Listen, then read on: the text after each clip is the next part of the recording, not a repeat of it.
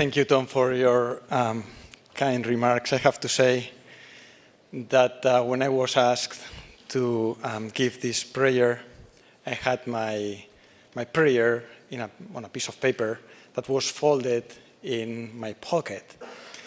And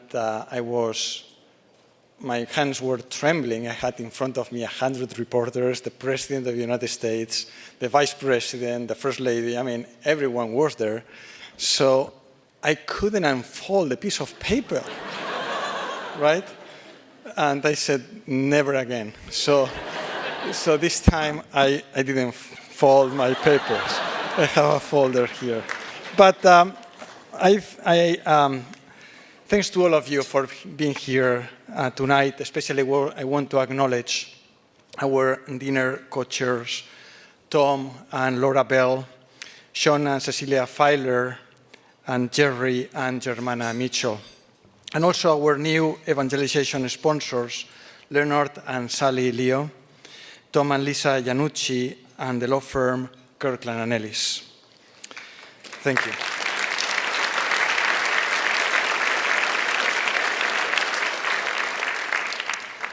I was recently at the Union League in New York City, and I was admiring the paintings on the walls.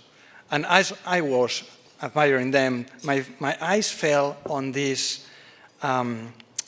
painting that is probably the most famous art of work on display there. It's a painting from 1871 by Eastman Johnson that appears in many school books. It's the Wounded Drummer Boy. And Eastman drew his inspiration for this Civil War picture from an incident that apparently happened in one of the first battles in 1862, in which an injured drummer boy, that's important, asked a soldier to carry him right on his shoulders so that he could continue drumming his unit forward. And here on the screens, you can see the image I saw. So the painting helped to commemorate the hope and sacrifice of the Union effort with all the elements evoking the experience of battle. The steady drumbeat, the smoke-filled air, the drama of life and death. And it came to my mind right away that in some way, each of us are like that little boy. We are children of God, wounded by sin and at war against our weaknesses and defects. And yet we are all called by God to continue our march to heaven joyfully and to help our brothers and sisters to do the same.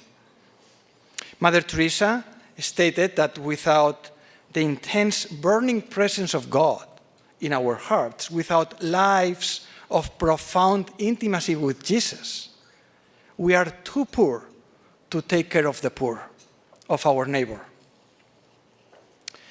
Who then is the soldier? And I'm glad you asked. It is the CIC.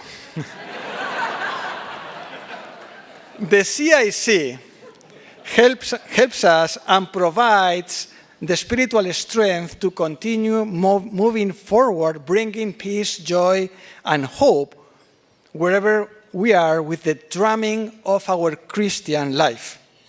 And we do all of this in the heart of the capital of our nation. And therefore the CIC gives nourishment to the entire country. There have been a lot of exciting developments at the CIC this past year. Increased mass attendance, a new redesigned website, and more evening lectures and events than ever before. All this means more drummer boys moving forward. Now, last year, we gave some statistics regarding the sacraments, especially the number of confessions. They were in the thousands. Now, recently, a few people started to ask me, listen, Father Charles, when at the dinner, will you give us an update about the confessions? How many confessions did you hear this year? Well, unfortunately, I don't have the number because our clicker in the confessional broke from how much we used it. Anyway, so we are honored today to award Professor Robbie George. He embodies the spirit of the new evangelization envisioned by John Paul II. He really plays the drums very well. Well, the banjo, I would say. I have seen him on a YouTube video playing the banjo, and he's amazing. I encourage all of you to see it. Anyway, the CIC mission would be impossible without having a great team.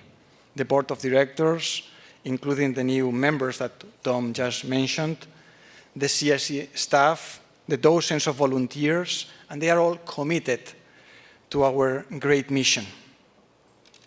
Thank you again for your continued support of the CIC as we help this city filled of wounded drummer boys bring the music of hope and the spiritual life to our capital and our country. May God bless you. May God bless America.